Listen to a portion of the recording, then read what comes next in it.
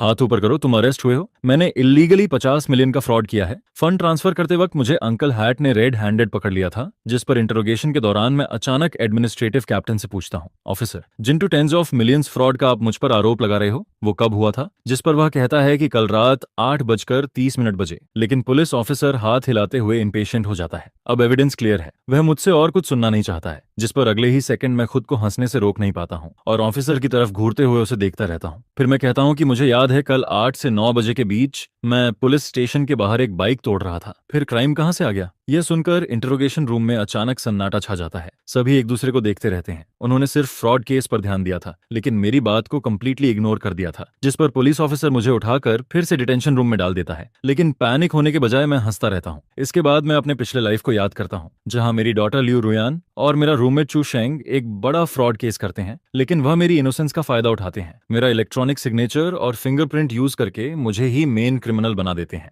और मैं 10 साल के लिए जेल चला गया था, जिस पर मेरे पेरेंट्स नफरत और दर्द के साथ मर गए थे। उस समय मैं बस यही सोचता रहा था कि अगर मैं फर्स्ट हियरिंग तक जिंदा रह गया तो फिर से रोशनी देख पाऊंगा, लेकिन ऐसा नहीं हुआ। फर्स्ट हियरिंग के एक दिन पहले ही उन्होंने किसी को भेजकर मुझे मरवा दिया, जिस पर अब जब मैं बाकी बचे हुए करीब 5 घंटे देखता हूँ तो बिना सोचे मैं भागता हुआ बाहर निकलता हूँ, टैक्सी पकड़ता हूँ और सिटी पुलिस स्टेशन के बाहर पहुंच जाता हूँ। फिर मैं रोड के किनारे से एक ब्रिक उठाता हूँ और लाइव ब्रॉडकास्ट शुरू करता हूँ। आज मैं तुम्हें पूरा लाइफ का ब्रिक स्मैशिंग शो दिखाने वाला हूँ। यह कहते हुए मैं ब्रिक्स उठाकर एक सीधी लाइन में खड़ी शेयर्ड बाइक्स को एक एक करके तोड़ना शुरू करता हूँ। एक्शन काफी एग्रेसिव और शॉकिंग होता है, जिस पर कमेंट्स और बैरगे इंस्टेंटली एक्सप्लोड होने लगते हैं। लोग कहते हैं ये ब्लॉगर पागल हो गया है, जल्दी पुलिस को बुलाओ, स्क्रीन पूरी भर जाती है। और कुछ लोग मेरी आइडेंटिटी तक एक्सपोज करने लगते हैं। यह देखकर मैं जोर से हंसता हूँ और भी जोर से बाइसाइकिल्स तोड़ता जाता हूँ, क्योंकि यही इफेक्ट मैं चाहता था। लेकिन जैसे ही मैं 5वीं बाइकल तोड़ने जाता हूँ तभी मेरे कानों में रियल पुलिस सायरन की आवाज आती है, जिस पर मैं तुरंत ब्रिक फेंक देता हूँ और लाइव स्ट्रीम की तरफ मिडिल फिंगर दिखाता हूँ और कहता हूँ, याद रखना, आज 23 अक्टूबर 2023 रात 8 बजे लाओ त्सु शेंगलिन ने फिर क्राइम किया है। इसके बाद 3 पुलिस ऑफिसर्स दौड़ते हुए आते हैं और एक ऑफिसर मेरा मोबाइल छीन लेता है, जिस पर मैं हाथ ऊपर उठाकर कोऑपरेट करता हूँ और जोर से चिल्लाता हूँ कि मैं पागल हूँ। यह सुनकर कई ऑफिसर्स कंफ्यूज हो जाते हैं। उन्हें लगता है कि मैं मेंटली डिस्टर्ब्ड हूँ, इसलिए वह कुछ देर तक पास आने से डरते हैं, जिस पर उनकी हिचकिचाहट देखकर मैं रुक नहीं पाता हूँ और फिर से ब्रेक उठाकर बाइक पर मारता हूँ। फिर मैं कहता हूँ, अगर तुम मुझे अरेस्ट नहीं करोगे तो मैं तोड़ता रहूंगा। Calm down, calm down. एक यंग पुलिसमैन आगे आता है और मेरे हाथ से ब्रिक लेने की कोशिश करता है, लेकिन मैं खुद को छुड़ाकर पुलिस कार की तरफ भागता हूँ। गाइज, अगर आप क्रिकेट फॉलो करते हो तो मेरे पास आपके लिए एक ग्रेट न्यूज है। इंडियन प्रीमियर लीग 2026 स्टार्ट हो गया है। मैं सारे मैचेस इस ऐप के थ्रू फॉलो करूंगा। इसमें सब कुछ एक ही जगह मिलता है, latest match schedule, live matches का कवरेज और अपनी स्पोर्ट्स नॉलेज से अर्न करने का मौका। एंड आईपीएल के स्टार्ट के लिए इस टीम ने कुछ अमेजिंग गिफ्ट्स प्रिपेयर किए हैं। पूरा टूर्नामेंट के दौरान कैश प्राइजेस और एप्पल टेक के गिवअवेज होंगे, एक परफेक्ट चांस अपना फोन अपग्रेड करने का। और यही नहीं, आईपीएल के दौरान सभी नए प्लेयर्स को उनके पहले 4 डिपॉजिट्स पर बोनस मिलेगा। पहली बार ऐसा हो रहा है और अभी आप मैक्सिमम 70,000 रुपीज तक का बोनस ले सकते हो प्रोमो कोड मांगा1x के साथ। डिस्क्रिप्शन में दिए गए लिंक को फॉलो करो, वेबसाइट पर अपडेट्स चेक करते रहो और अपना गेमिंग बैंक अभी से रेडी करो। और एक्साइटेड होकर कहता हूं कि मुझे जेल जाना है, मुझे 10 साल के लिए जेल जाना है। ये देखकर कई पुलिस ऑफिसर्स एक दूसरे को देखते हैं, क्योंकि उन्होंने पहली बार इतना कोऑपरेट करने वाला क्रिमिनल देखा है। इसके बाद इंट्रोगेशन रूम में मैं काफी एरोगेंट रहता हूँ। मैं न सिर्फ इंटेंशनली प्रॉपर्टी डैमेज करने की बात मानता हूँ, बल्कि कंपेंसेशन देने से भी मना कर देता हूँ और इंसिस्ट करता हूँ कि मुझे डिटेंशन में रखा जाए, जिस पर एक मिडिल एज पुलिस ऑफिसर मुझे समझाने की कोशिश करता है। लेकिन मैं तुरंत लॉ की लाइन बोल देता हूँ कि कंपनी प्रॉपर्टी को डैमेज करने पर 5 से 10 दिन की डिटेंशन होती है, जिस पर वह चुप हो जाता है। फिर वह पूछता है कि क्या तुम लॉ पढ़ते हो? मैं बस सिर हिला देता हूँ और कुछ नहीं कहता हूँ। इसी बीच मेरे पेरेंट्स मुझे कॉल करते हैं, लेकिन मैं कॉल काट देता हूँ, जिस पर पुलिस मजबूर होकर प्रोसेस फॉलो करती है और मुझे डिटेंशन रूम में भेज देती है। आगे उसी समय मेरे पिछले लाइफ में रुयान और चू शेंग स्कूल के कंप्यूटर रूम में लास्ट फंड ट्रांसफर पूरा कर रहे थे।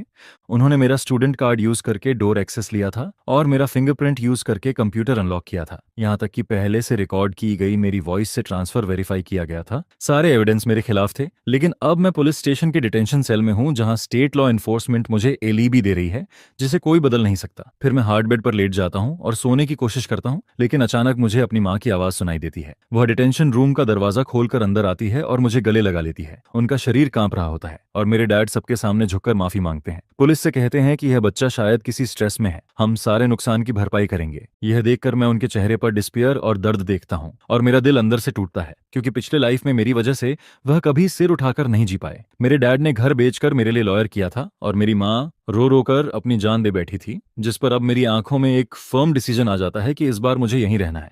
फिर मैं देखता हूँ कि पुलिस मुझे छोड़ने की तैयारी कर रही है, जिस पर मैं अचानक खड़ा हो जाता हूँ और कहता हूँ कि मैं वापस नहीं जाऊंगा। उसने मुझे मजबूर किया है, वह मेरा पीछा कर रहा है। क्या तुम लोग नहीं देख सकते? मुझे देखो मेरी हालत। ये कहते हुए मेरी माँ जोर जोर से रोती रहती है और मेरे डैड गुस्से और दर्द में कांपते हुए बार बार माफी मांगते रहते हैं। पुलिस, कॉमरेड पुलिस, ये बच्चा मेंटली प्रॉब्लम में है, ये नॉर्मली ऐसा नहीं है। जिस पर मैं इस बात का लूप होल पकड़ लेता हूँ और तुरंत पुलिस पर चिल्लाता हूँ, मुझे मेंटल प्रॉब्लम है, मुझे मेंटल इवैल्यूएशन चाहिए। और मेरा बिहेवियर और भी ज्यादा क्रेजी हो जाता है। मैं दोनों हाथों से अपना सिर पकड़कर गोल गोल घूमने लगता हूँ और मुंह से बार बार बोलता रहता हूँ कि कोई मुझे हार्म करना चाहता है, जिस पर पुलिस वाले अलग अलग रिएक्ट करते हैं। एक यंग पुलिसमैन मुझे शांत करने की कोशिश करता है, लेकिन मैं उसे धक्का दे देता हूँ और चिल्लाता हूँ, मुझे मत छुओ, तुम सब एक ही ग्रुप के हो। यह देखकर मेरी माँ पूरी तरह टूट जाती है, जमीन पर बैठकर जोर जोर से रोने लगती है, लेकिन मैं फिर भी इग्नोर करता रहता हूँ, क्योंकि अभी मुझे काम रहना जरूरी है। इसके बाद मैं देखता हूँ कि मेरे डैड आगे बढ़कर मुझे जबरदस्ती पकड़ने की कोशिश करते हैं, जिस पर मैं तुरंत पुलिस के पीछे छिप जाता हूँ और जोर से चिल्लाता हूँ, हेल्प, ये लोग मुझे किडनैप करना चाहते हैं, मुझे बचाओ। सिचुएशन कंट्रोल करने के लिए पुलिस मजबूर हो जाती है और मेरे पेरेंट्स को बाहर ले जाकर वेट करने के लिए कहती है, लेकिन वह जाने से मना कर देते हैं और इंटरोगेशन रूम के बाहर कुर्सियों पर बैठकर इंतजार करते रहते हैं। फिर एक फीमेल पुलिस ऑफिसर मुझे गर्म पानी देती है और समझाने की कोशिश करती है, लेकिन मैं ग्लास हटा देता हूं और उसे दूर रहने के लिए कहता हूं, जिस पर पुलिस समझ जाती है कि मुझे समझाना मुश्किल है। तभी अचानक बाहर से मेरी माँ की जोरदार आवाज आती है। वह कहती है, मुझे अंदर आने दो, मैं अपने बेटे से मिलना चाहती हूँ। और अगले ही पल वह दरवाजा खोलकर अंदर आ जाती है और मुझे पकड़कर बाहर ले जाने की कोशिश करती है। बेटा मेरे साथ चलो, हम डॉक्टर के पास चलते हैं। जिस पर मैं अपनी माँ को धक्का दे देता हूँ और फिर से पुलिस के पीछे छिप जाता हूँ। मेरे डैड मेरी माँ को संभालते हैं, जो जमीन पर बैठी होती है, और वह मुझे निराशा और दुख के साथ देखते हैं। यह देखकर एक पल के लिए मैं पिघलता हूँ, लेकिन तुरंत अपने आप को रोक लेता हूँ और मेरी नजर दीवार पर लगी घड़ी की तरफ चली जाती है। घड़ी में 8:30 बज रहे होते हैं और उसी समय वह टिक करती है, जिस पर मुझे ऐसा फील होता है जैसे कुछ टूट गया हो। मेरे पिछले लाइफ की ट्रेजेडी किसी और जगह पर हो रही होती है, लेकिन इस बार मैं वहां नहीं हूँ। फिर अचानक मैं शांत हो जाता हूँ और पूरी तरह से बदल जाता हूँ, जिस पर मैं कामली कहता हूँ, पुलिस ऑफिसर, मैं थक गया हूँ, मैं गिल्ट एक्सेप्ट करता हूँ, प्लीज मुझे डिटेन कर लो। यह सडन चेंज देखकर सब लोग हैरान रह जाते हैं, क्योंकि अभी तक मैं पागलों की तरह बिहेव कर रहा था और अब बिल्कुल शांत हूँ। शेंगलिन, तुम क्या कर रहे हो? लेकिन मैं कोई जवाब नहीं देता हूँ और अपनी कुर्सी पर जाकर बैठ जाता हूँ। इसके बाद कई पुलिस ऑफिसर्स आपस में बात करते हैं और फाइनली डिसाइड करते हैं कि मुझे ऑब्जर्वेशन के लिए कस्टडी में रखा जाए। डिटेंशन रूम छोटा होता है, जिसमें सिर्फ एक हार्ड बेड और एक टॉयलेट होता है, जिस पर मैं शांति से बेड पर लेट जाता हूँ। फिर मेरे कानों में इवनिंग न्यूज चलती है, जिसमें बताया जाता है कि फेथ टेक्नोलॉजी कंपनी के स्टॉक प्राइस में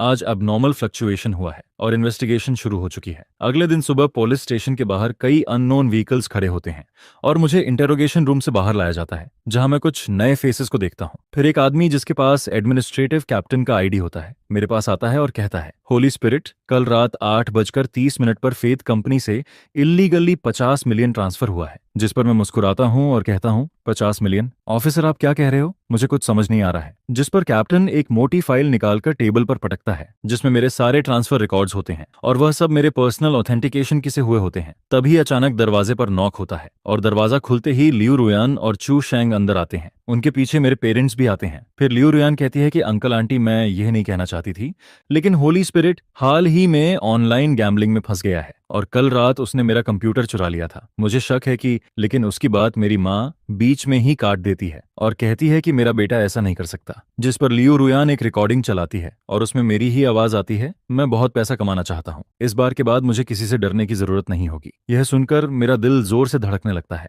मुझे समझ नहीं आता ये रिकॉर्डिंग कहाँ से आई और मेरे पेरेंट्स के चेहरे एकदम से सफेद पड़ जाते हैं। फिर चू शेंग अपना मोबाइल निकालता है और कहता है कि उसे मेरे बेड के नीचे एक USB मिला है, जिसमें कई ओवरसीज बैंक अकाउंट्स के रिकॉर्ड्स हैं, जिस पर पुलिस यूएसबी लेकर कंप्यूटर में लगाती है और स्क्रीन पर बहुत सारे कोड्स और बैंक डॉक्यूमेंट्स दिखने लगते हैं जिन्हें मैं समझ नहीं पाता हूँ। जिस पर कैप्टन मेरे पेरेंट्स से पूछता है, होली स्पिरिट के पेरेंट्स हो ना आप? क्या कल रात आपको डेट कलेक्शन का कॉल आया था? मेरी माँ सिर हिलाती है और रोते हुए कहती है कि हाँ, किसी ने कॉल करके कहा कि मेरे बेटे पर 3 मिलियन का कर्ज है। फिर कैप्टन कहता है कि होली स्पिरिट का अबनॉर्मल बिहेवियर एक्चुअली एक क्रिमिनल की निशानी है और सारे एविडेंस परफेक्टली मैच हो रहे हैं जो ये साबित करते हैं कि मैं ही फ्रॉस्टर हूँ। यह सुनकर मेरी माँ का शरीर कांपने लगता है और वह बेहोश हो जाती है। मेरे डैड तुरंत उन्हें संभालते हैं और मुझे निराशा से देखते हैं। यह देखकर मेरे अंदर का सारा गुस्सा और दर्द फूट पड़ता है और मैं चिल्लाता हूं कि मैंने यह सब नहीं किया, सच में मैंने कुछ नहीं किया। जिस पर कैप्टन खड़ा होता है और मेरा हाथ पकड़ लेता है ताकि मुझे सस्पेक्ट से बदलकर आगे की प्रोसेस में ले जाया जा सके। ओवरनाइट में 50 मिलियन के मेजर क्रिमिनल केस का मेन क्रिमिनल बन गया था, जिस पर जब मैं उन आयरन कफ्स को देखता हूं और अपनी मां को फर्स्ट रिस्पॉन्सर्स द्वारा ले जाते हुए देखता हूं तो मेरा दिल जोर जोर से धड़कता रहता है। मैंने 4 साल लॉ पढ़ा है और मुझे पता है कि इलेक्ट्रॉनिक सिग्नेचर और सीक्रेट सिस्टम कितना डेंजरस होता है। पिछले लाइफ में मैं इसी चीज से हार गया था और कोई भी एक्सक्यूज बेकार लग रहा था। तभी दरवाजा खुलता है और मेरा मेंटर अंदर आता है, जिसकी आंखों में डिसअपॉइंटमेंट और कंफ्यूजन होता है। वह कहता है, होली स्पिरिट तुम ऐसे कैसे बन गए? जिस पर मैं सिर झुका लेता हूं और उसकी आंखों में देखने की हिम्मत नहीं कर पाता हूं। बस धीरे से कहता हूं कि मैंने यह नहीं किया, मेरा सिग्नेचर और सीक्रेट चोरी हुआ है। जिस पर पुलिस हंसते हैं और मेरी बात पर यकीन नहीं करते हैं। मैं और सिमट जाता हूं और चाहता हूं कि कोई मुझे ना देखे, लेकिन मेरी आंखों से आंसू निकलते रहते हैं। मैं बार बार कहता हूं कि मैंने कुछ नहीं किया, प्लीज मुझ पर भरोसा करो। यह सुनकर मेंटर एक सांस लेता है और बिना कुछ बोले चला जाता है। इसके बाद क्रिमिनल इन्वेस्टिगेशन कैप्टन हाथ हिलाता है और मुझे ले जाकर मेजर इकोनॉमिक फ्रॉड केस में फाइल कर देता है और मुझे क्रिमिनल डिटेंशन में डाल दिया जाता है। फिर पुलिस मुझे बाहर ले जाती है ट्रांसफर के लिए, जहां पहले से रिपोर्टर्स खड़े होते हैं। जैसे ही मैं बाहर आता हूं, कैमरों मेरी तरफ घुमा दिए जाते हैं। मैं कुछ नहीं बोलता हूं, लेकिन मेरे पीछे लियू रुयान और चू शेंग रिपोर्टर्स से बात करते हैं और कहते हैं कि उन्हें मेरे पेरेंट्स के लिए सिंपैथी है और वह चाहते हैं कि लॉ हर क्रिमिनल को फेयर जजमेंट दे। यह सुनकर मुझे भीड़ के बीच से धक्का देकर आगे ले जाया जाता है। फ्लैशलाइट्स मेरी आंखों पर पड़ती रहती हैं। फिर जैसे ही मैं पुलिस कार में बैठने वाला होता हूं, मैं अचानक एडमिनिस्ट्रेटिव कैप्टन की तरफ देखता हूं और पूछता हूं, ऑफिसर कंफर्म करो क्राइम का टाइम। क्या वो कल रात 8:30 था? जिस पर कैप्टन इरिटेट होकर सिर हिलाता है और मुझे जोर से कार में धकेल देता है और कहता है, एविडेंस क्लियर है, अब क्या आर्ग्यू कर रहा है? यह सुनकर मैं हंसने लगता हूं और कहता हूं, लेकिन कल रात 8 से 9 बजे तक तो मैं पुलिस स्टेशन के बाहर बाइक तोड़ रहा था। यह सुनते ही इंटरोगेशन रूम में माहौल बदल जाता है। कैप्टन का हाथ हवा में ही रुक जाता है, उसका चेहरा खराब हो जाता है और वह मुझे घूरता है। वह पूछता है, तुमने क्या कहा? क्या तुमने कल रात 8 बजे पुलिस स्टेशन के बाहर बाइक तोड़ी थी? जिस पर मैं कुछ नहीं कहता हूँ, बस कुर्सी पर टिक कर बैठ जाता हूँ और हल्का सा मुस्कुराते हुए उसे देखता हूँ जैसे कोई प्ले देख रहा हूँ। इसके बाद कैप्टन अचानक खड़ा होता है, कुर्सी को धक्का देता है और इंटरोगेशन रूम से बाहर भागता है। टेक्नीशियन को बोलता है कि गेट का सीसीटीवी चेक करो, जिस पर वीडियो में साफ दिखता है कि मैं ब्रिक लेकर बाइक तोड़ रहा हूँ। वीडियो के नीचे टाइम स्टैम्प क्लियर दिखता है, 23 अक्टूबर 2023, 20:05 और फ्रॉड ट्रांसफर का टाइम 20:30 था। यानी उस समय मैं ऑलरेडी पुलिस के साथ स्टेशन के अंदर जा रहा था, जो पॉसिबल ही नहीं होता अगर मैंने क्राइम किया होता। जिस पर कैप्टन वापस आता है, डॉक्यूमेंट्स देखता है, सीसीटीवी देखता है, सिग्नेचर्स देखता है और उसकी लॉजिक पूरी तरह टूट जाती है। वह समझ नहीं पाता कि एक आदमी जो पुलिस स्टेशन के बाहर पकड़ा गया था, वह कंप्यूटर पर कैसे ट्रांसफर कर सकता है। वहीं कॉरिडोर में लियू रोयान मेरे डैड को कंसोल कर रही होती है। उसकी आंखों में आंसू होते हैं, लेकिन अंदर से वह खुश होती है क्योंकि उसे लगता है कि मैं फिर से स्केपगोट बन जाऊंगा। वह कहती है, अंकल दुखी मत होइए, होली स्पिरिट गैम्बलिंग में फंस गया था, शायद वह कुछ सही नहीं कर पाया। जिस पर मेरे डैड सिर झुका लेते हैं और कुछ नहीं बोलते हैं।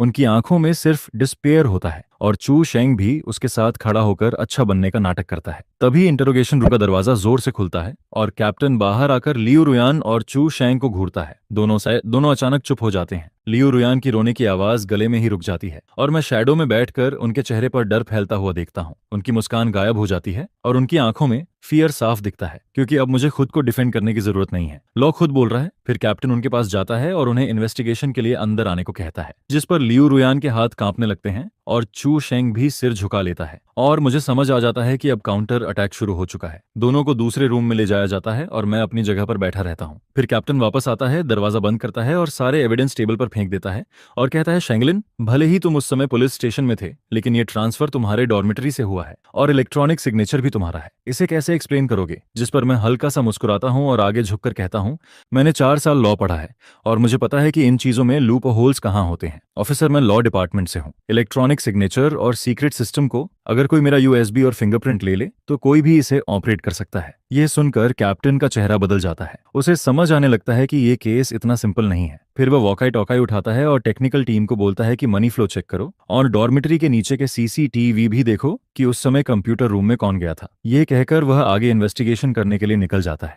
फिर इंटरोगेशन पूरी तरह ठप पड़ जाती है और मैं दीवार के पास रखी स्टोन टेबल को देखते हुए चुपचाप सोचता रहता हूँ। पिछले लाइफ में उन्होंने बस मेरी एब्सेंस का फायदा उठाकर सब कुछ फेक किया था। तभी थोड़ी देर बाद एक पुलिसमैन दरवाजा खोलकर अंदर आता है और कैप्टन के कान में कुछ बोलता है, जिस पर कैप्टन का चेहरा सस्पिशन से बदलकर सीरियस हो जाता है। सर्वेलेंस में दिखता है कि कल रात 8:20 पर एक आदमी हैट पहनकर कंप्यूटर रूम में घुसता है।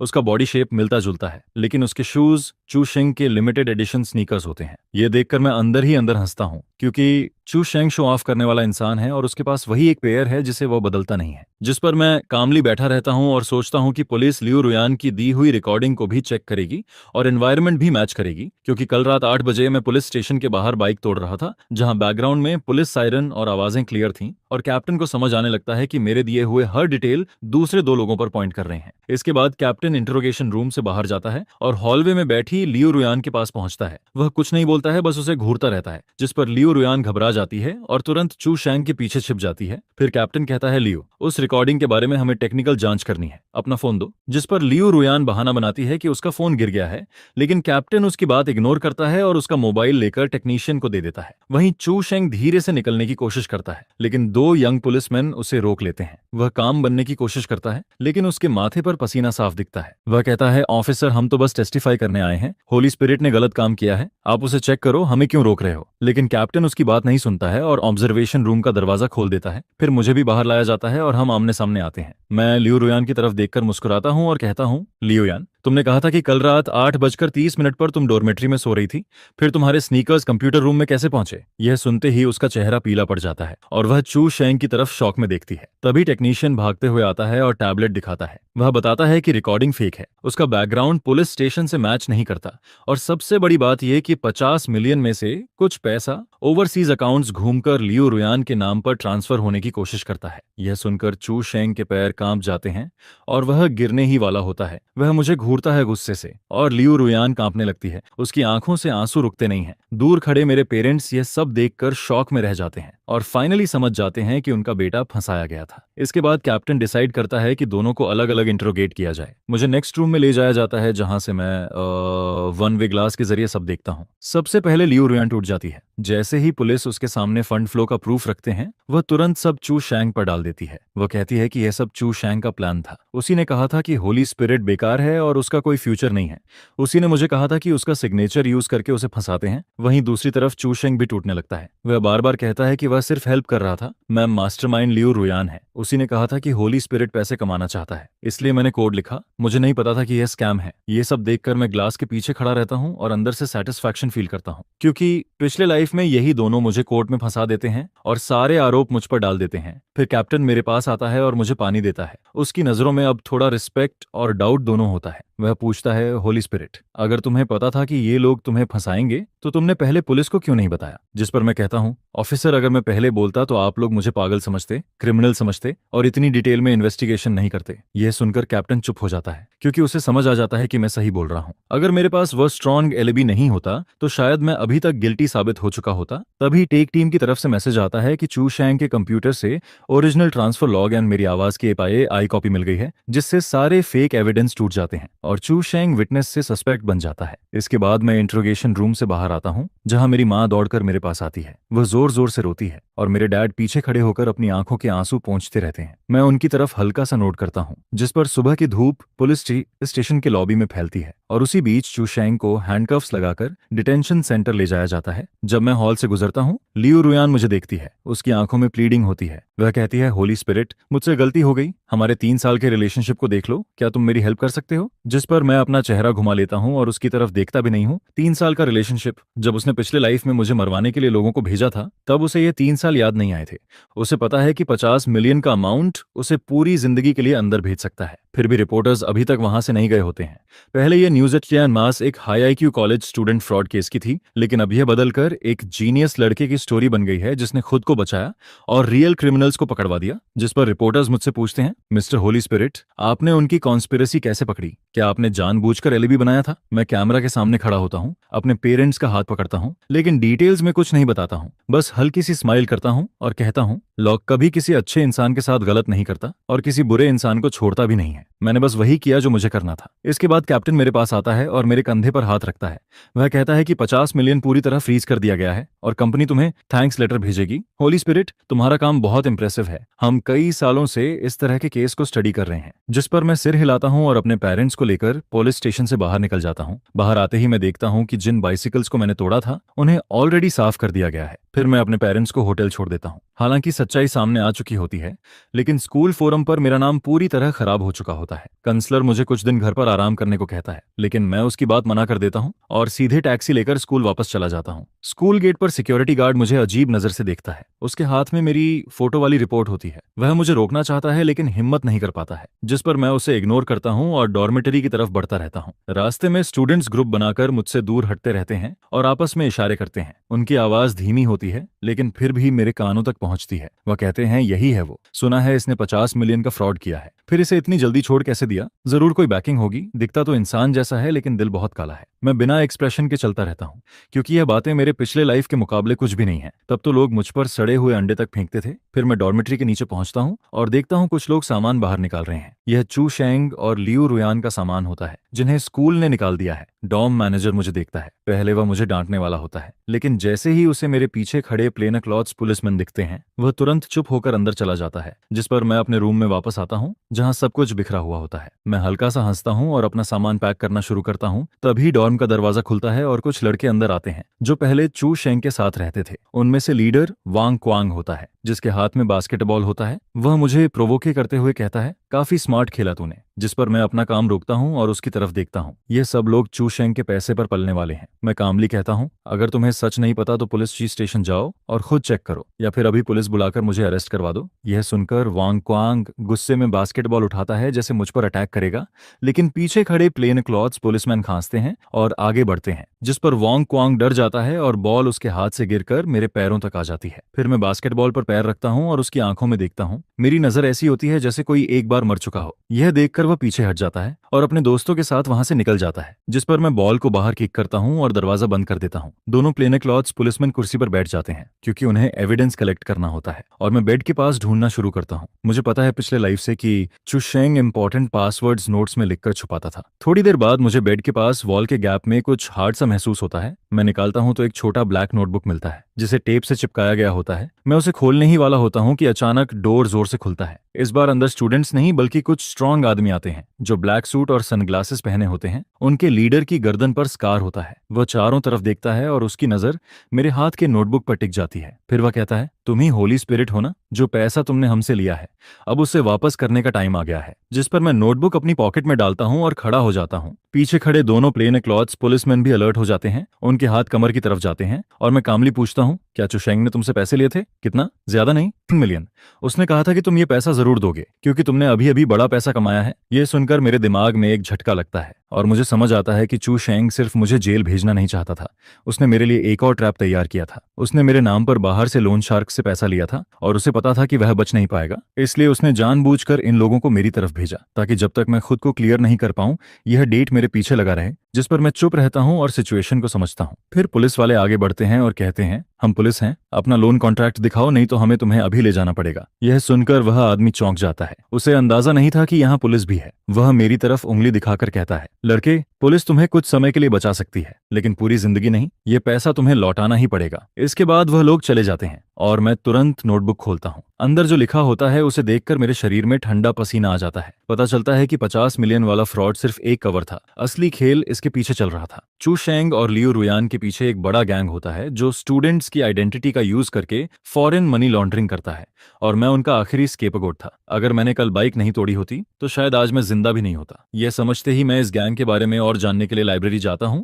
जहां सबसे फास्ट नेटवर्क और स्ट्रॉन्ग लीगल डेटाबेस होता है, और दोनों पुलिसमैन मेरे साथ रहते हैं ताकि मेरी सेफ्टी बनी रहे। फिर मैं अपना स्टोरेज नोटबुक खोलता हूं और उसमें दिए कोड के जरिए एक हिडन वेब पेज एक्सेस करता हूं, जो एक एनक्रिप्टेड चैट रूम होता है जिसमें अलग अलग लैंग्वेजेस में चैट्स चल रही होती हैं। मैं तेजी से कीबोर्ड पर टाइपिंग करता हूं और एक टेक्निक से उन अकाउंट्स के लॉगिन एड्रेसेस ट्रेस करने लगता हूं। स्क्रीन पर रेड डॉट्स ब्लिंक करते रहते हैं और फाइनली एक लोकेशन पर रुक जाते हैं, जो स्कूल के पीछे वाली स्ट्रीट का इंटरनेट कैफे होता है जहां स्टूडेंट्स अक्सर जाते हैं। लेकिन जैसे ही मैं और डीप जाने की कोशिश करता हूं, अचानक स्क्रीन ब्लैक हो जाती है और लाल रंग में लिखा आता है, यू क्रॉस्ड द लाइन। यह देखकर मैं तुरंत पावर अनप्लग कर देता हूं। मेरा दिल तेजी से धड़कता है क्योंकि सामने वाला मुझे ट्रेस कर चुका है। इसका मतलब उस गैंग में एक्सपर्ट लोग हैं और शायद वह स्कूल के आसपास ही मुझे वॉच कर रहे हैं।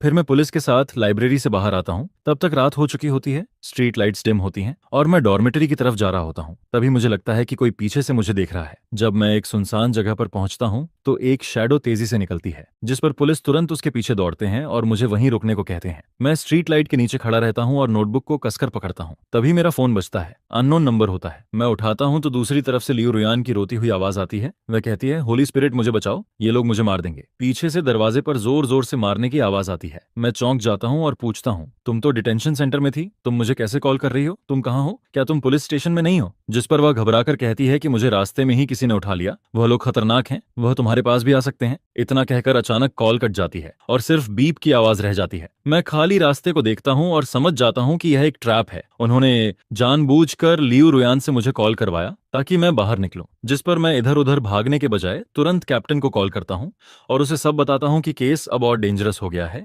फिर करीब आधे घंटे बाद मैं वापस पुलिस स्टेशन पहुंचता हूं। कैप्टन मेरे दे नोटबुक को देखता है और उसका चेहरा गंभीर हो जाता है। वह कहता है, चू शेंग मर चुका है। डिटेंशन सेंटर से खबर आई है कि उसे अचानक हार्ट अटैक आया, लेकिन मुझे पता होता है कि यह एक्सीडेंट नहीं है, उसे चुप कराने के लिए मारा गया है। फिर मैं कैप्टन को लियू रुयान की कॉल के बारे में बताता हूं और कहता हूं कि यह ट्रैप हो सकता है, जिस पर कैप्टन तुरंत एक्शन लेता है और पुलिस टीम को डिप्लॉय करता है और बैक स्ट्रीट इंटरनेट कैफे की जांच शुरू करता है। इसके बाद मैं खुद बेट बनने का ऑफर देता हूं। मैं कहता हूं कि उन्हें यह नोटबुक चाहिए। अगर मैं इंटरनेट कैफे में जाऊंगा तो वह जरूर सामने आएंगे। कैप्टन थोड़ी देर सोचता है और आखिर में मान जाता है। फिर वह मुझे बुलेट प्रूफ वेस्ट पहनाता है और मेरे शरीर पर मिनी लोकेटर और मॉनिटर लगा देता है। रात के करीब 11 बजे मैं अकेले उस इंटरनेट कैफे में जाता हूं, जहां स्मोक और कीबोर्ड की आवाज भरी होती है। मैं एक कोने में बैठता हूं और नोटबुक को जानबूझकर टेबल पर साफ दिखने वाली जगह पर रख देता हूं और गेम खेलने का नाटक करता हूं, लेकिन मेरी नजर आसपास के लोगों पर होती है। तभी मेरे पीछे एक आदमी हुडी पहनकर बैठा होता है। वह सिस्टम ऑन नहीं करता है, बस फोन चलाता रहता है। करीब 10 मिनट बाद वह उठता है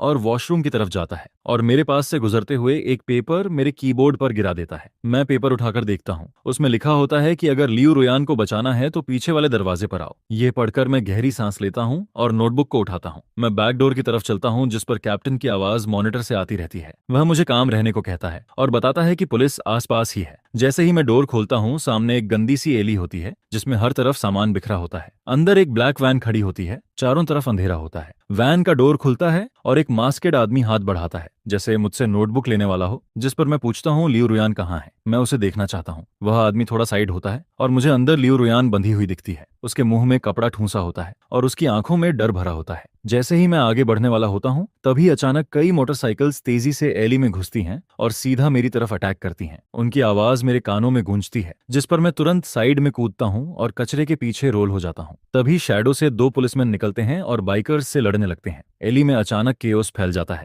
यह देखकर वैन वाला ड्राइवर तुरंत इंजन स्टार्ट करता है। टायर्स जमीन पर घिसते हैं और वैन तेजी से भागने लगती है, जिस पर मैं दौड़कर वैन के पीछे पहुंचता हूं और उसका डोर पकड़ लेता हूं। डोर लॉक्ड नहीं होता है। मैं आधा बॉडी अंदर डाल देता हूं। तभी अंदर बैठा आदमी मुझे चेस्ट पर किक मारता है।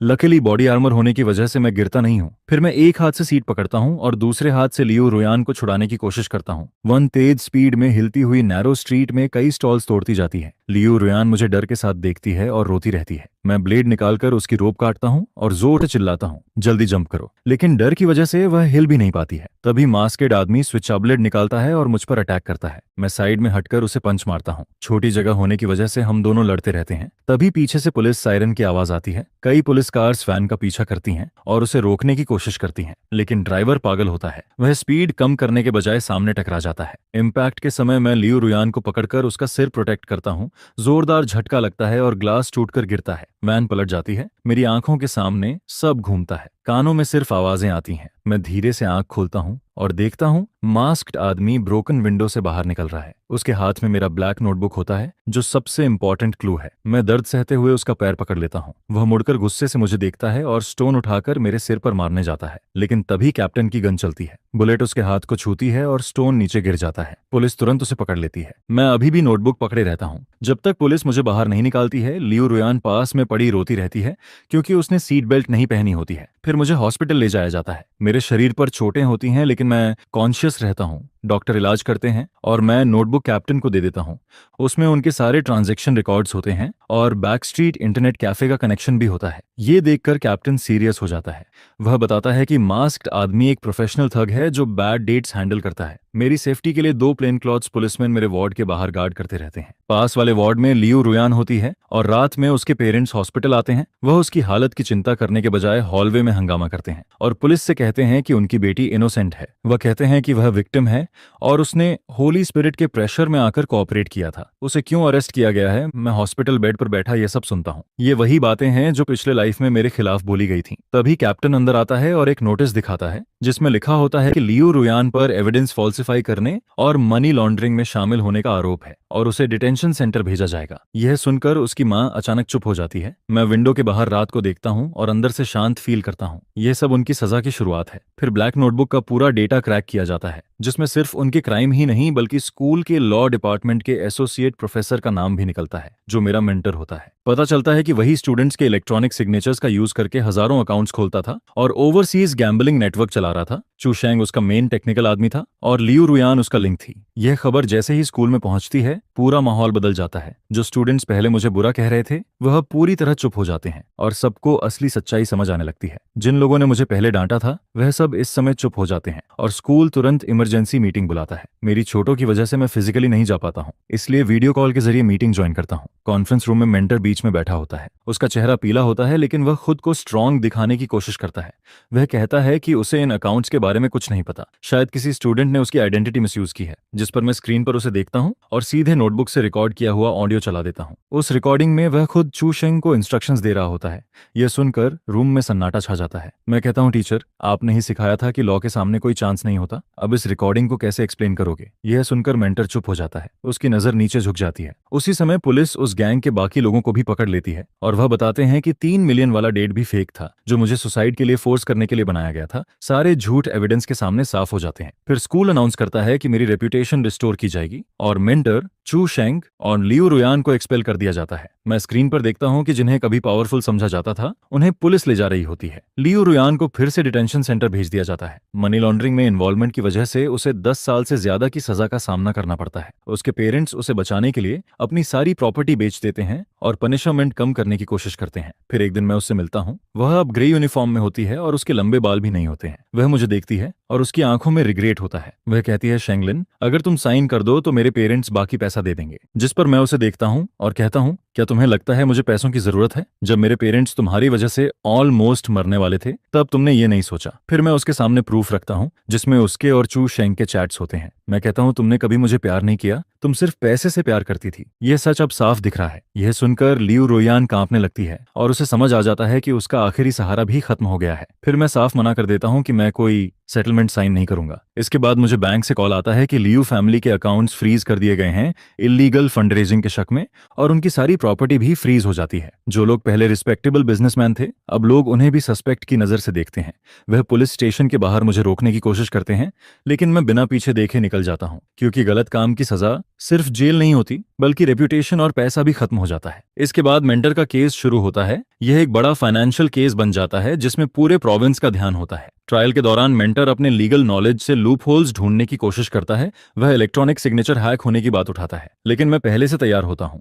मैं स्टोरेज नोटबुक के कोड से हर फंड ट्रांसफर का रियल पार्ट निकाल देता हूँ और वह सीधे मेंटर के ऑफिस के आईपी तक जाता है। यह देखकर उसकी सारी डिफेंस टूट जाती है। कैप्टन उसके सामने एविडेंस रखता है और वह अपनी कुर्सी पर ढह जाता है। उसका पूरा प्लान खत्म हो जाता है और कैप्टन कहता है कि तुम्हारी पूरी लाइफ लॉ में गई, लेकिन अंत में तुमने उसे तोड़ने की कोशिश की। फिर यह भी सामने आता है कि उसके रिसर्च पेपर्स भी फेक थे जो उसने स्टूडेंट्स का फायदा उठाकर बनाए थे। उसकी पूरी रेपुटेशन खत्म हो जाती है और कोर्ट में मैं खड़ा होकर उसे ले जाते हुए देखता हूँ। जब वह मेरे पास से गुजरता है तो धीरे से पूछता है, क्यों किया तुमने ये सब? जिस पर मैं कहता हूँ, टीचर, ये आखिरी लेसन है जो आपने सिखाया था, लॉ तोड़ोगे तो सजा मिलेगी। इसके बाद मैं कोर्ट रूम से बाहर आता हूँ। बाहर तेज धूप होती है। मेरे पेरेंट्स गेट पर खड़े होते हैं। अब वह सिर उठाकर चल पाते हैं और उन्हें अब कोई नीचा नहीं दिखाता है। मैं ब्लैक नोटबुक पुलिस को दे देता हूँ ताकि उसके सारे सीक्रेट्स खत्म कर दिए जाएं।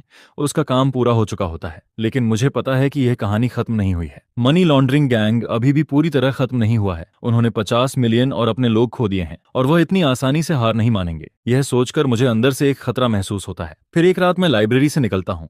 तभी अचानक स्ट्रीट लाइट्स बंद हो जाती हैं और पूरा रास्ता अंधेरे में डूब जाता है। मुझे तुरंत कुछ गलत लगने लगता है और मैं अपनी पॉकेट में रखा अलार्म दबा देता हूँ। अंधेरे में कुछ शैडो जैसी फिगर्स मेरी तरफ बढ़ती नजर आती हैं और माहौल फिर से खतरे से भर जाता है। नाइट मार्केट के क्रिमिनल्स मुझे चारों तरफ से घेर लेते हैं। उनके हाथ में आयरन रॉड्स होती हैं और उनकी मूवमेंट काफी प्रोफेशनल होती है, जिस पर मैं पैनिक नहीं करता हूँ, बल्कि लाइब्रेरी के एंट्रेंस के स्टोन पिलर्स को कवर बनाकर डॉर्मेटरी की तरफ भागता हूँ। तभी एक गैंगस्टर मुझ पर झपटता है। मैं साइड हटता हूँ और अपना स्कूल बैग उसके सिर पर मार देता हूँ, जिस पर वह लड़खड़ा जाता है और उसी बीच वह मुझसे USB ड्राइव मांगते हैं। कहते हैं, इसे दे दो और अपनी जान बचाओ। जिस पर मुझे समझ आता है कि उन्हें लगता है मेरे पास अभी भी बैकअप है, क्योंकि असली मनी लॉन्ड्रिंग गैंग अभी पूरी तरह पकड़ा नहीं गया है। फिर मैं जोर से चिल्लाता हूँ कि आग लग गई है और डॉर्मेटरी की लाइट्स एक एक करके जलने लगती हैं। स्टूडेंट्स इधर उधर देखने लगते हैं। मैं भागते हुए बार बार चिल्लाता रहता हूँ, आग लग गई है। यह देखकर गैंग वाले ज्यादा देर नहीं रुकते हैं। वह तुरंत मोटरसाइकिल्स पर बैठकर भाग जाते हैं और तभी कैप्टन अपनी टीम के साथ वहां पहुंचता है।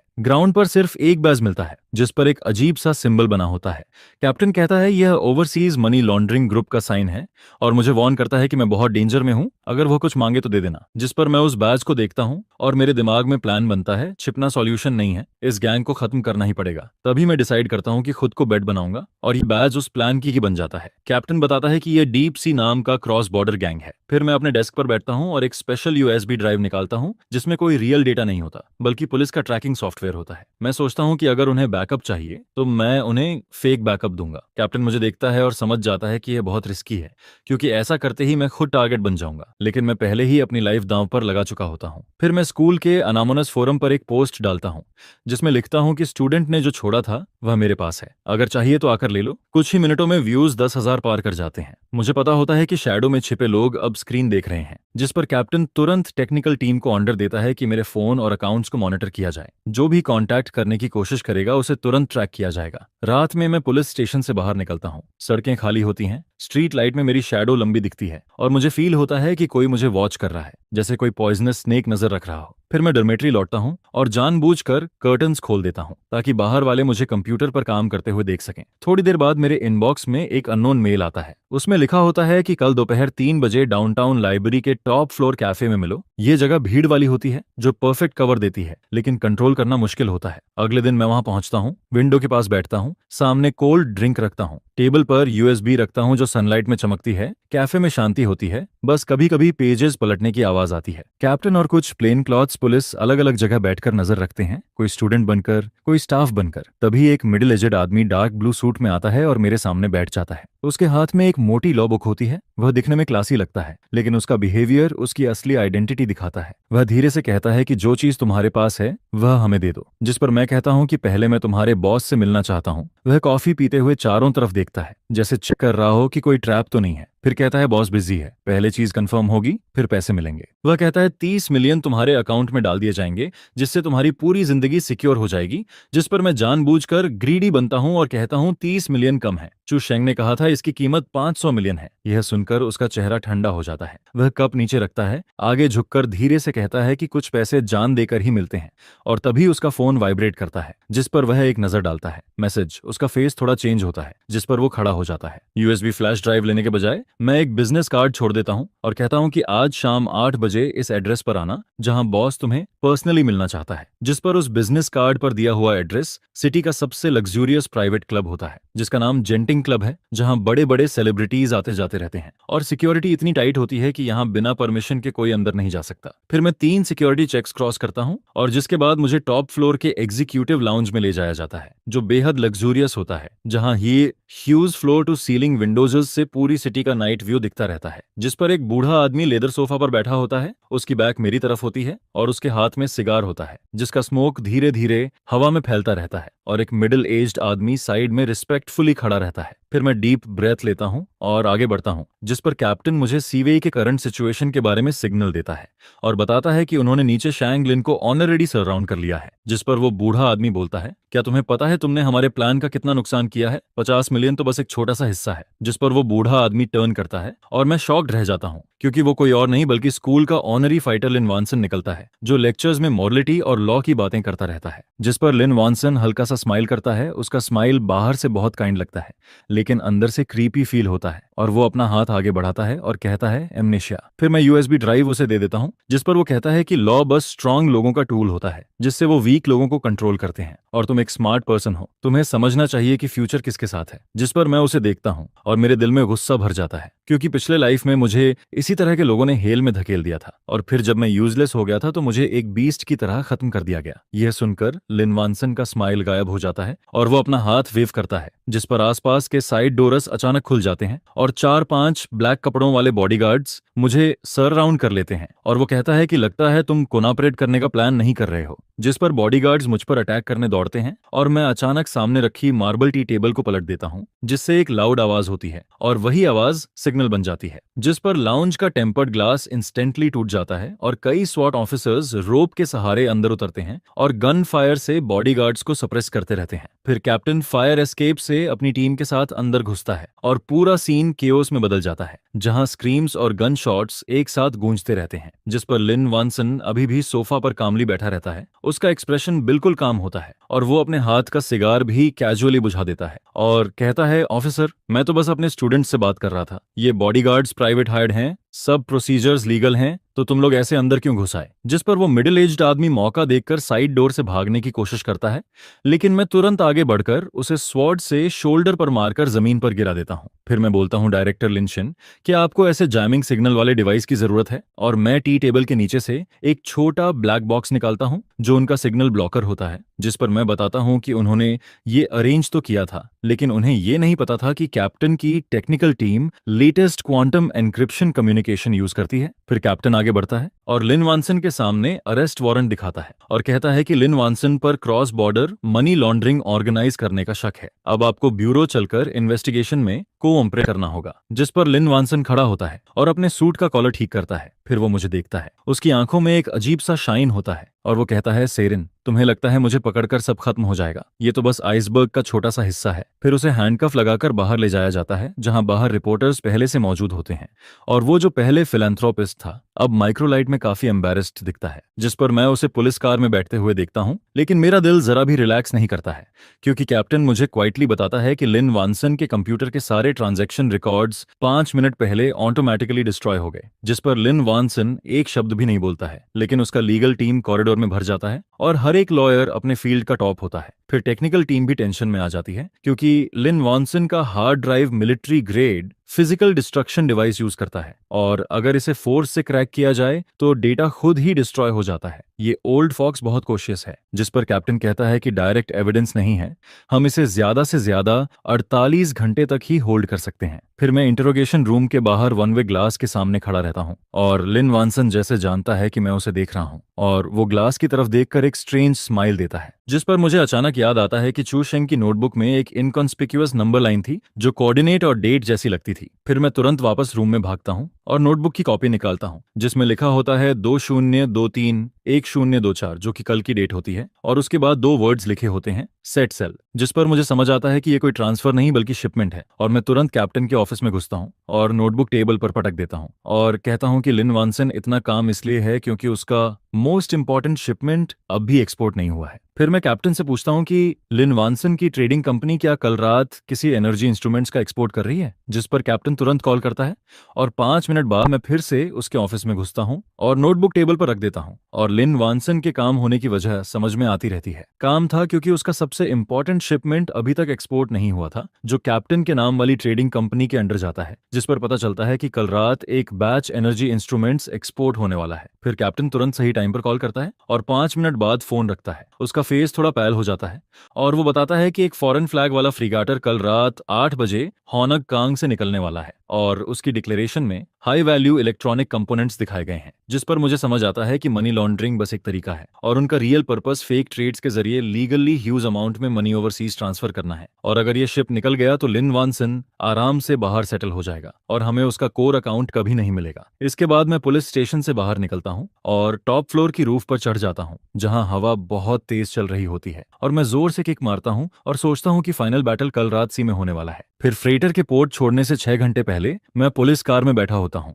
और विंडो से बाहर तेजी से पीछे जाती स्ट्रीट को देखता रहता हूँ, जिस पर कैप्टन लगातार इमरजेंसी सर्च वारंट के लिए कॉल्स करता रहता है। उधर इंट्रोगेशन रूम में लिन वानसन वॉल की तरफ देखता रहता है और उसका लॉयर पीछे खड़ा होता है, जो पुलिस के सामने बेल एप्लीकेशन पुश करता है और कहता है कि आपके पास कोई डायरेक्ट एविडेंस नहीं है, रूल्स के हिसाब से आपको उसे छोड़ना पड़ेगा। जिस पर लिन वानसन खड़ा होता है, अपने स्लीव्स ठीक करता है और उसके फेस पर एक विक्टर वाली स्माइल होती है, जैसे उसे ऑलरेडी दिख रहा हो कि फ्रीगाटर ओपन सी में निकल रहा है। इसके बाद डॉक पर बहुत तेज हवा चल रही होती है और मैं स्वॉट टीम के साथ नेथन के जायंट शिप फार शोर पर पहुंचता हूं, जहां कंटेनर्स पहाड़ों की तरह नीटली स्टैक्ड होते हैं। जिस पर कैप्टन कहता है कि लिन वानसन का बेल प्रोसेस बस 1 घंटे में पूरा हो जाएगा और अगर हम इस 1 घंटे में कुछ नहीं ढूंढ पाए तो वो पूरी तरह फ्री हो जाएगा। फिर मैं तुरंत कार से कूदता हूं और ब्लैक नोटबुक की कॉपी पकड़कर पियर के एज की तरफ भागता हूं, जहां कोऑर्डिनेट्स उसी जगह पॉइंट करते हैं। जिस पर डॉक मैनेजर हमारे पास आता है और हमें रोकने की कोशिश करता है। वो काफी घबराया हुआ लगता है, उसकी नजरें बार बार कंटेनर्स की तरफ जाती रहती हैं और वो कहता है, ऑफिसर ये रूल्स के खिलाफ है, बिना अप्रूवल के कोई इन गुड्स को टच नहीं कर सकता। लेकिन मैं उसकी बात इग्नोर करता हूं और कंटेनर नंबर THX09 की तरफ बढ़ता हूं, क्योंकि नोटबुक का कोड गलत नहीं है तो लिन वानसन के सारे सीक्रेट्स यहीं छिपे होते हैं। उधर लिन वानसन अपने लॉयर के साथ इंटरोगेशन रूम से बाहर निकलता है और पुलिस स्टेशन के लॉबी में खड़ा होकर कैमरा के सामने अपनी टाई ठीक करता है और फिर से वही फेक फिलैंथ्रोपिस्ट वाला फेस बना लेता है और कहता है कि ये सब एक मिसअंडरस्टैंडिंग है और उसे लॉ पर पूरा भरोसा है। जिस पर डॉक पर शंटिंग कार जोर की आवाज करती है और कंटेनर THX09 धीरे धीरे उठाकर ओपन स्पेस में रखा जाता है। फिर कैप्टन सर्च वारंट के साथ खुद अपने हाथों से कंटेनर की सील तोड़ता है और जैसे ही डोर खुलता है, अंदर टाइटली पैक्ड वुडन बॉक्सेस भरे होते हैं, जिन पर लेबल होता है प्रिसिजन मेडिकल इंस्ट्रूमेंट्स शेंगलिन। जिस पर कैप्टन कहता है कि अगर ये इंस्ट्रूमेंट्स हैं तो हमारे पास कुछ करने का रीजन नहीं है। लेकिन मैं अंदर जाता हूं और हल्की चेंट्रिले जैसी स्मेल फील करता हूं और सबसे अंदर जाकर एक बॉक्स को स्टिक से खोलता हूं, जिसमें सच में इंस्ट्रूमेंट होता है, लेकिन उसका बेस थोड़ा सस्पिशियस लगता है। फिर मैं जोर से पुश करता हूं, जिस पर बेस थोड़ा स्लाइड होता है और नीचे एक हिडन लेयर रिवील हो जाता है, जहां गोल्ड या कैश नहीं होता बल्कि एक छोटा सर्वर चल रहा होता है और साथ में कई ओरिजिनल लेजर्स रखे होते हैं। जिस पर कैप्टन एक्साइटेड होकर कहता है कि मिल गया, और मैं सर्वर का डिस्प्ले ऑन करता हूं, जहां real cross border transaction data सामने आने लगता है। हर फंड का फ्लो क्लियर दिखता है और उसका फाइनल पॉइंट 0003 के ओवरसीज अकाउंट तक जाता है। और उससे भी इंपॉर्टेंट, लेजर में 0003 और ओवरसीज ऑर्गेनाइजेशन के बीच हैंडराइटन एग्रीमेंट भी होता है।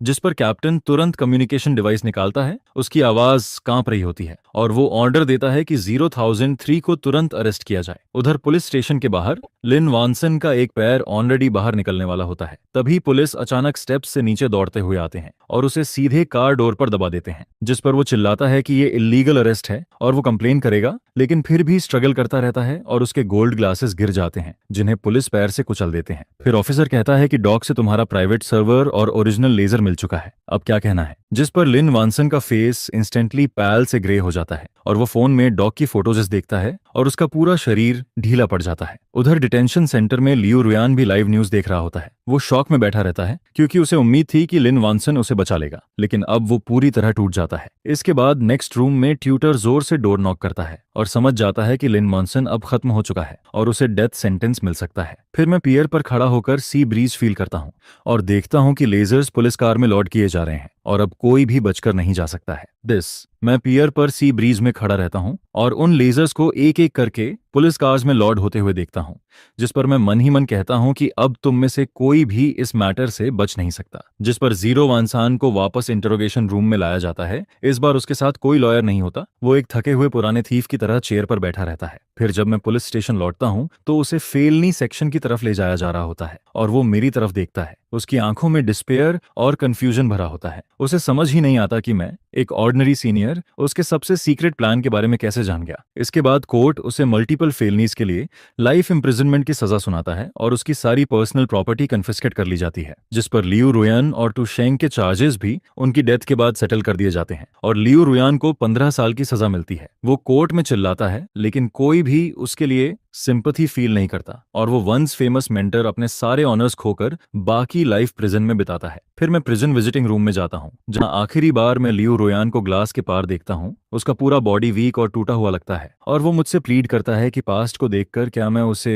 कुछ लिविंग एक्सपेंसेस दे सकता हूँ, क्योंकि उसके पेरेंट्स बैंकरप्ट होकर स्ट्रीट्स पर रह रहे हैं। जिस पर मैं उसे देखता हूँ लेकिन मेरे दिल में कोई भी फीलिंग नहीं आती है और मैं उससे कहता हूँ कि ये रास्ता तुमने खुद चुना था। जब तुमने पिछले लाइफ में मुझे मारा था तब क्या तुमने सोचा था कि मुझे भी जीने का चांस मिलना चाहिए? यह सुनकर लियू रुयान स्टंडन रह जाता है और उसे समझ नहीं आता कि मैं क्या कह रहा हूँ। इसके बाद मैं खड़ा होता हूँ और फिर वहां से निकल जाता हूँ और प्रिजन गेट के बाहर अपने पेरेंट्स को वेट करते हुए देखता हूँ, जिन्होंने एक नई कार खरीदी होती है जो ज्यादा एक्सपेंसिव नहीं होती लेकिन हमारे फैमिली के रीस्टार्ट का सिंबल बनती है। फिर स्कूल मेरे लिए ऑनर रेस्टोरेशन सेरेमनी रखता है और मुझे क्लोजिंग एलुमनी अवार्ड दिया जाता है और मैं पूरा प्राइज मनी लॉ स्कूल की पॉवर्टी वाइटैलिटी इकोनॉमिक्स कमेटी में लिन वॉनसन के गाइडेंस डेस्क को डोनेट कर देता हूँ, जिस पर सिटी का पूरा मनी लॉन्ड्रिंग नेटवर्क डिस्ट्रॉय हो जाता है। लेकिन मुझे पता होता है कि उस फॉरेन ऑर्गेनाइजेशन का बैज अभी भी मेरे माइंड में छपा हुआ है। फिर कैप्टन मुझे बताता है कि लिन वॉनसन उस ऑर्गेनाइजेशन का बस एक एजेंट था और रियल मास्टरमाइंड ने उससे सारे कनेक्शंस कट कर दिए हैं। इसके बाद लाइफ फिर से नॉर्मल लगने लगती है। मैं ग्रेजुएट स्कूल में एडमिशन लेता हूँ और रोज लाइब्रेरी और क्लासरूम के बीच चलता रहता हूँ, लेकिन इसके बावजूद मैं अलर्ट रहता हूँ और लिन वॉनसन के सर्वर से मिले कोड के लेफ्टओवर्स से एक मॉनिटरिंग प्रोग्राम बनाता हूँ। फिर एक रात लेट में अचानक मेरे कंप्यूटर स्क्रीन पर मैप में एक रेड डॉट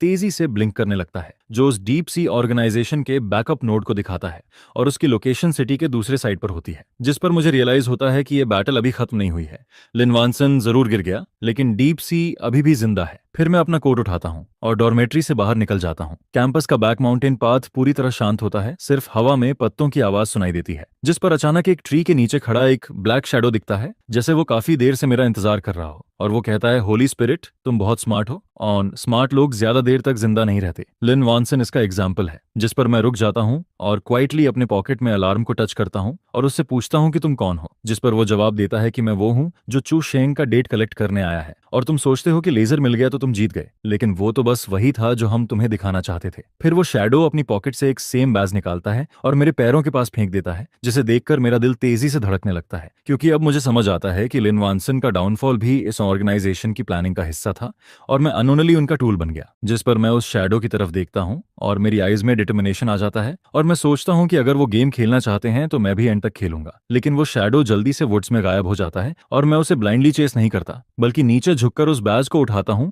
जो लिन वॉनसन वाले बैज से ज्यादा हैवी होता है और उसके पीछे 003 नंबर एंग्राव्ड होता है। फिर मैं वो बैज कैप्टन को देता हूँ और technical team high powered microscope से चेक करती है, जहां उन्हें उस नंबर के अंदर एक टाइनी इलेक्ट्रॉनिक कंपोनेंट मिलता है जो एक पैसिव टाइम लोकेटर होता है और जैसे ही कोई इसे स्पेसिफिक एरिया में लेकर जाता है उन्हें सिग्नल मिल जाता है। जिस पर मुझे समझ आता है कि शैडो मुझे मारने नहीं आया था बल्कि मार्क करने आया था, ताकि वो जान सके कि मेरे पीछे कोई और हायर लेवल प्लेयर है या नहीं। इसके बाद मैं डिसाइड करता हूँ कि अगर वो ट्रैकिंग खेलना चाहते हैं तो हम रिवर्स ट्रैकिंग करेंगे और मैं टेक टीम से बैज में एंटी लॉस पर्ल्स इम्प्लांट करवाता हूँ, ताकि अगर वो मेरी लोकेशन ट्रैक करें तो उनका मिड रेंज एड्रेस एक्सपोजर्स हो जाए। फिर अगले 3 दिनों तक मैं लगातार उसी प्लान पर काम करता रहता हूँ। लाइब्रेरी में मैं हमेशा की तरह बैठा रहता हूँ, ऐसे एक्ट करता हूँ जैसे कुछ हुआ ही नहीं है। लेकिन इंटरनेट की दुनिया में कैप्टन अपनी टेक टीम के साथ उस पल्स को फॉलो करता रहता है और धीरे धीरे सिटी के अंडरग्राउंड नेटवर्क तक पहुंचता रहता है, जिस पर सिग्नल एक बैक स्ट्रीट वाले प्राइवेट क्लब में बार बार फ्लैश होने लगता है, जो पहले 0003 के आने जाने की जगह हुआ करता था। ऊपर से वो एक प्राइवेट सेलर लगता है, लेकिन असल में वही डीप सी का कोर मशीन रूम होता है। फिर कैप्टन कहता है कि उन्होंने बेट ले लिया है और मैं जानबूझकर अपना बैज लेकर बैक स्ट्रीट में चलता हूँ, जिस पर स्क्रीन पर रेड डॉट धीरे धीरे मेरे कोऑर्डिनेट्स के करीब आता रहता है और आखिर में एग्जैक्टली मेरे लोकेशन से मैच हो जाता है। जिस पर मैं क्लब हाउस के दरवाजे पर खड़ा होता हूँ, उस बंद काले डोर को देखता हूँ और समझ जाता हूँ कि असली मास्टरमाइंड अंदर ही है। और फिर मैं डोर पुश करके अंदर जाता हूँ लेकिन अंदर पूरा प्लेस खाली होता है। हवा में हल्की इलेक्ट्रॉनिक एक्टिविटी फील होती है और मैं स्टेयर्स से नीचे बेसमेंट की तरफ जाता हूँ। मेरी पॉकेट में रखा बैज हल्का गर्म होने लगता है, जो दिखाता है कि सामने वाला मेरे सिग्नल को तेजी से रीड कर रहा है। फिर मैं बेसमेंट का आखिरी डोर खोलता हूँ, जहां वॉल पर लगे server screens dark blue light में फ्लिकर करते रहते हैं और एक ब्लैक शैडो मेरी तरफ बैक करके केबल्स के बीच बैठा होता है, जिस पर वो कहता है, सेक्रेड फॉरेस्ट, तुम मेरी सोच से ज्यादा बोल्डिश निकले। क्या तुम्हें लगता है कि तुम पुलिस को यहाँ खींचकर जीत जाओगे? और वो टर्न करता है। उसके हाथ में एक रिमोट होता है जो फिजिकल डिस्ट्रक्शन डिवाइस होता है। वो कहता है कि जैसे ही वो इसे प्रेस करेगा सारे मनी लॉन्ड्रिंग रिकॉर्ड्स खत्म हो जाएंगे। जिस पर मैं कहता हूं कि तुम प्रेस कर सकते हो, लेकिन तुम्हें नहीं पता कि 3 मिनट पहले इस रूम का सारा डेटा पुलिस क्लाउड में सिंक हो चुका है। यह सुनकर सोम्ब्र शॉक हो जाता है और कीबोर्ड पर तेजी से टाइपिंग करने लगता है, लेकिन उसे पता चलता है कि सिस्टम अब उसके कंट्रोल में नहीं है, क्योंकि चू शेंग की नोटबुक में सिर्फ कोऑर्डिनेट्स ही नहीं बल्कि उनके सिस्टम का बैकडोर भी था। और मैं पिछले आधे महीने से इसी मोमेंट के लिए तैयारी कर रहा था। जिस पर शैडो गुस्से में अपनी वेस्ट से वेपन निकालने की कोशिश करता है, लेकिन मैं तुरंत पीछे की तरफ जंप करता हूं और एक सर्वर कैबिनेट से टकरा जाता हूं। उसी समय बेसमेंट का वेंटिलेशन सिस्टम टीयर गैस छोड़ता है और कैप्टन स्वॉट टीम के साथ ऊपर से एंट्री करता है और तुरंत उस ब्लैक शैडो को जमीन पर गिरा देते हैं और उसे अरेस्ट कर लेते हैं। फिर मैं उसका मास्क हटाता हूं और देखकर शॉक्ड रह जाता हूं, क्योंकि वो स्कूल सिक्योरिटी ऑफिस का डिप्टी डायरेक्टर निकलता है। मतलब ये ऑर्गेनाइजेशन हमारे बीच तक इन्फिल्ट्रेट कर चुकी थी, जिस पर इन्वेस्टिगेशन में पता चलता है कि वही डीप सी का लास्ट सीनियर एजेंट था इस कंट्री में। और उसके पकड़े जाने के बाद पूरे मनी लॉन्ड्रिंग नेटवर्क की स्ट्रक्चर पूरी तरह सामने आ जाती है, जिस पर पता चलता है कि जीरो वंसान सिर्फ फंड्स हैंडल करता था और ये डिप्टी डायरेक्टर सिक्योरिटी और एविडेंस डिस्ट्रक्शन संभालता था, जबकि असली बिग बॉस एक ओवरसीज इन्वेस्टमेंट ग्रुप होता है। फिर उसकी इन्फॉर्मेशन के आधार पर पता चलता है कि उनके पास अभी भी एक लास्ट इलीगल फंड बाकी है, जो आज रात उनके एस्केप के लिए यूज होने वाला है। जिस पर मैं तुरंत उसके अथॉरिटी से उनके कोर सिस्टम में लॉगिन करता हूं और स्क्रीन पर दिखता है कि करीब $300 मिलियन का fund final white washing process में है, जिसे हजारों छोटे अकाउंट्स में डिवाइड करके वर्चुअल करेंसी प्लेटफॉर्म के जरिए बाहर भेजा जा रहा है। फिर कैप्टन मुझे सिर्फ 10 मिनट देता है और कहता है कि अगर मैं उनका एन्क्रिप्शन तोड़ दूं तो ये पूरा अमाउंट रोका जा सकता है। जिस पर मैं कंप्यूटर के सामने बैठता हूं और तेजी से टाइपिंग शुरू करता हूं। ये सिर्फ जस्टिस के लिए नहीं बल्कि अपने पास्ट लाइफ का हिसाब चुकाने के लिए भी करता हूं। तभी सामने वाले हैकर्स मेरे अटैक को डिटेक्ट कर लेते हैं और जोरदार काउंटर अटैक शुरू कर देते हैं। स्क्रीन पर कोड्स की फ्लड आने लगती है और मेरे माथे पर ठंडा पसीना आने लगता है। 3 मिनट, 2 मिनट, समय तेजी से खत्म होता रहता है और जैसे ही प्रोग्रेस 90% के पास पहुंचती है, अचानक उनका डिफेंस कोलैप्स हो जाता है और सारे फंड्स फ्रीज हो जाते हैं। जिस पर बाहर इंटरोगेशन रूम के पास जोरदार चीयर्स सुनाई देते हैं, क्योंकि ये 300 मिलियन फ्रीज होने का मतलब है कि डीप सी की पावर इस कंट्री में पूरी तरह खत्म हो चुकी है। फिर 3 महीने बाद सिटी के हिस्ट्री का सबसे बड़ा transnational money laundering case officially conclude होता है, जिस पर लिन वॉनसन, सिक्योरिटी डिपार्टमेंट का डिप्टी डायरेक्टर, मेंटर और बाकी मेन कल्प्रिट्स को लाइफ इम्प्रिजनमेंट और डेथ पेनल्टी विद डिले की सजा मिलती है, जबकि लियू रुयान को की क्लूज देने के लिए 12 साल की सजा होती है। इसके बाद मैं फिर से प्रिजन जाता हूं, इस बार फाइनल प्रोसीजर्स के लिए, और कॉरिडोर में लियू रुयान को देखता हूं, जिसे लेबर कैंप के लिए ले जाया जा रहा होता है। वो रफ यूनिफॉर्म में होता है, उसके बाल बिखरे हुए होते हैं और उसकी आंखें पूरी खाली लगती हैं। जिस पर वो मुझे देखता है, उसके होंठ हिलते हैं जैसे वो कुछ कहना चाहता हो, लेकिन फिर वो सिर झुका लेता है और मैं बिना रुके आगे बढ़ जाता हूं और उसे दूसरी बार देखने की भी जरूरत महसूस नहीं करता। अब वो मेरे लिए बस एक नाम बन चुका है और मैं कोर्ट हाउस से बाहर निकलता हूं, जहां ब्राइट सनलाइट फैल रही होती है एंड रिपोर्टर्स चारों तरफ इकट्ठा हो जाते हैं। लेकिन मैं सभी इंटरव्यूज मना कर देता हूं और कहता हूं कि मैं बस एक नॉर्मल लॉ स्टूडेंट हूं, जो वही कर रहा है जो उसे करना चाहिए था। मैं बस एक ऑर्डिनरी लॉ स्टूडेंट हूं। जिस पर मेरे पेरेंट्स दूर से मुझे वेव करते हैं। वो अब पहले से काफी यंग दिखते हैं और उनके चेहरे पर अब वो डर और झिझक नहीं होती और मैं उनके पास जाकर उन्हें कसकर हग करता हूं। उस पल मैं सच में फील करता हूं कि मैं दोबारा जीने लगा हूं। मेरे पिछले लाइफ के नाइटमेयर्स, वो ठंडी मार और होपलेस मोमेंट्स, सब कुछ इसी पल में पूरी तरह खत्म हो जाता है। 1 साल बाद यूनिवर्सिटी के ग्रेजुएशन सेरेमनी में मैं डली हॉल में स्टेज पर आउटस्टैंडिंग ग्रेजुएट्स के रिप्रेजेंटेटिव के रूप में खड़ा होता हूं और ऑडियंस में मेरे पेरेंट्स और गोल्डन नीडल टीम के कैप्टन बैठे होते हैं और वो सभी मेरे लिए क्लैप करते रहते हैं। जिस पर मैं बोलता हूं कि लॉ सिर्फ रूल्स नहीं है, ये वीक लोगों के लिए शील्ड है और स्ट्रांग लोगों के लिए स्वॉर्ड है और हमारा काम है कि ये स्वॉर्ड हमेशा गलत लोगों के सिर पर लटका रहे। इसके बाद सेरेमनी खत्म होने पर मैं कई टॉप ऑफर्स को रिजेक्ट कर देता हूं और पब्लिक सिक्योरिटी सिस्टम के पब्लिक लॉयर टीम ज्वाइन करने का डिसीजन लेता हूं। फिर मैं सोचता हूं कि जो मैंने सीखा है उससे मैं उन लोगों को प्रोटेक्ट करूंगा जो मेरे पिछले लाइफ की तरह हेल्पलेस हैं। शाम को मैं अकेले बीच पर जाता हूं, जहां वेव्स बार बार रीफ से टकराती हैं और उनकी आवाज साफ सुनाई देती है, जिस पर मैं अपनी पॉकेट से वो डीप सी बैज निकालता हूँ और पूरी ताकत से उसे सी में फेंक देता हूँ और उसे वेव्स में खोते हुए देखता रहता हूँ। उसके साथ ही मेरे सारे सन्स, बेट्रेयल और पेन भी उसी सी में डूब जाते हैं और सब कुछ खत्म होता है। तभी फोन बजता है। कैप्टन का मैसेज आता है जिसमें लिखा होता है कि एक नया केस आया है जिसमें उसे लीगल एडवाइस चाहिए, जिस पर मैं मुड़ता हूँ और रोड के साइड खड़ी कार की तरफ चलने लगता हूँ। सनलाइट मेरी शैडो को लंबा और सीधा बना देती है और इस बार मैं लाइट की तरफ चल रहा होता हूँ। अब कभी पीछे मुड़कर देखने की जरूरत नहीं है। जस्टिस कभी देर से आता है, लेकिन जब कोई आगे बढ़कर खड़ा होता है तो वो कभी मिसिंग नहीं होता है।